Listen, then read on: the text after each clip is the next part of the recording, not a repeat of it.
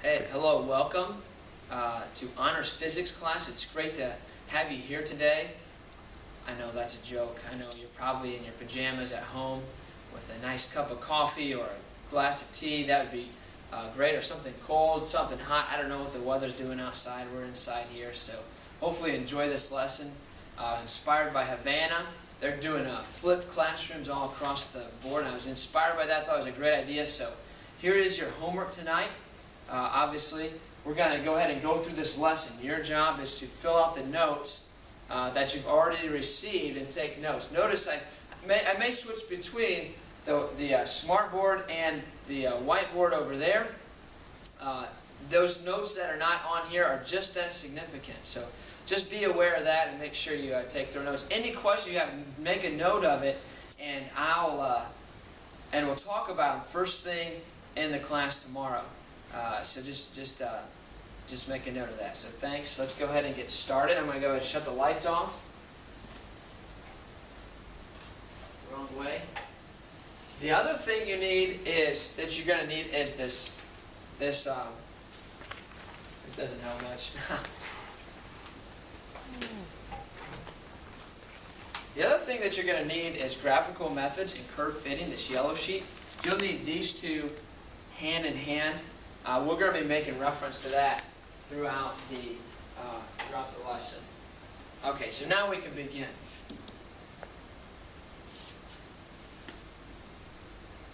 All right, so as you saw in worksheet number 3, that did not fit real well with a linear line. And so the question is, what do we do when a linear line doesn't fit our data on the topic of data? And so here's an example of one fit. Obviously, you have a line. It goes through it, kind of. The question you ask yourself when you get to these problems is there a pattern? Well, clearly, it's not like a scatter, okay? If there's a scatter all over the place, it's not probably much of a pattern, but you can clearly see a trend going down like this. Okay? So, what do we do about that? Because not everything is linear in nature. Is linear fit a good fit? Probably not in this situation. Are these two variables related? Well, I'd say yes.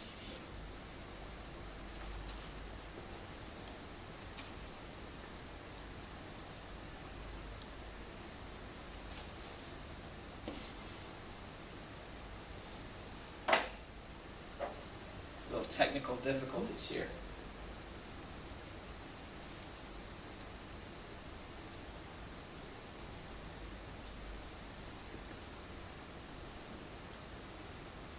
Let's try this. There we go. And that doesn't work real well. Let's try black. That doesn't work real well either. So yes, there you go. Ha! Sorry about that. We're working these technical difficulties out. Okay, so they are related, but they are not linearly. And many of you know from math lessons, previous math lessons, how these two are related. You can already tell that. This is not new information. I'm trying to activate your old information from your math classes, because you should have seen fits like that.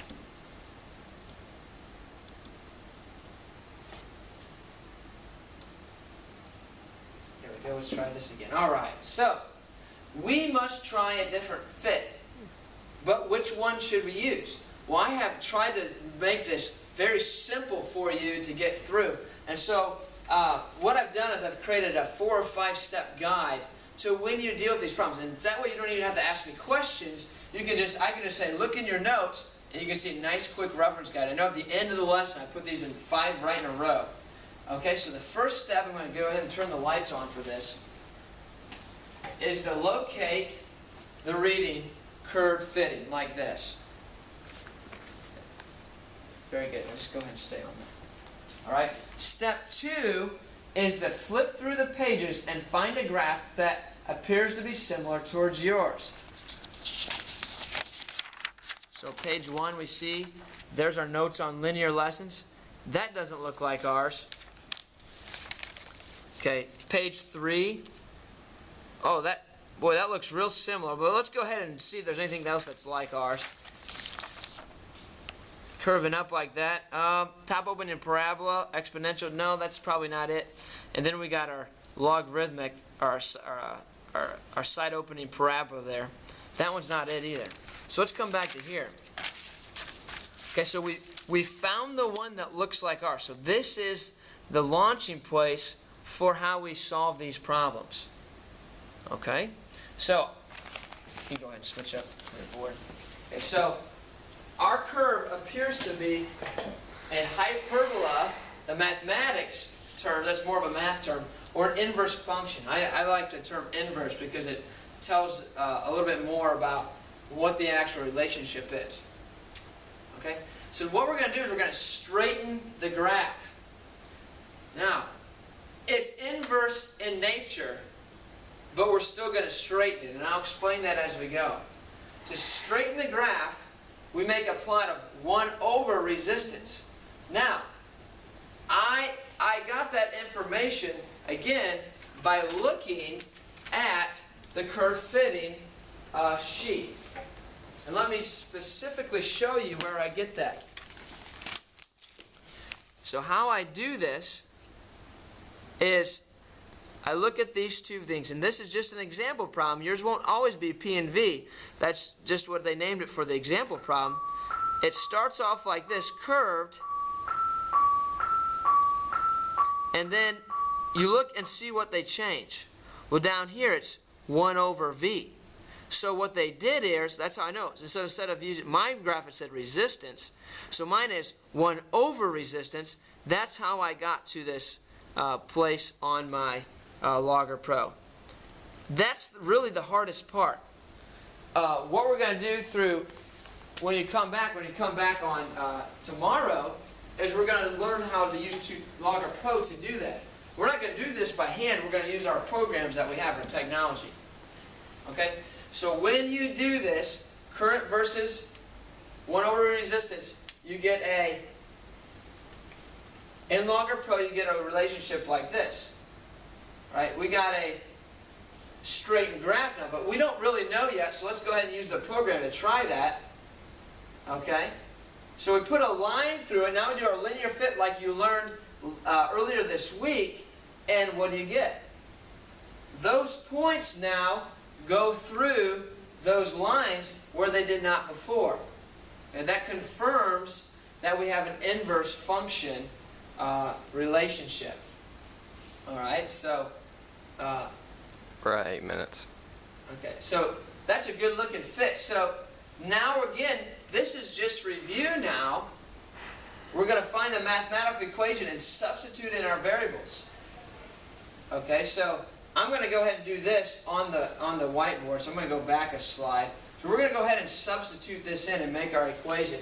And I may diverge from this. So I'm going to start with this point here. And we're going to go ahead and now do what we did last week.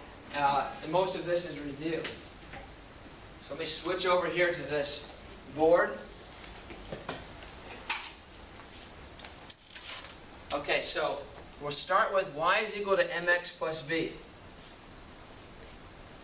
So on our y column, I'm going to make this a little bit bigger. So we got our y column. If you get it from over at the graph, you have the term current equals my slope, which you get from Logger Pro. That's 121.4 amps over 1 over ohms. Okay? From that point, you go ahead and plug in your x, which is the name of the variable on the x-axis, which is now 1 over resistance. I'll just leave it as r, 1 over r. Then obviously we have our y-intercept. Can we come in? Okay, and we'll pick up here in just a minute. You go shut it off.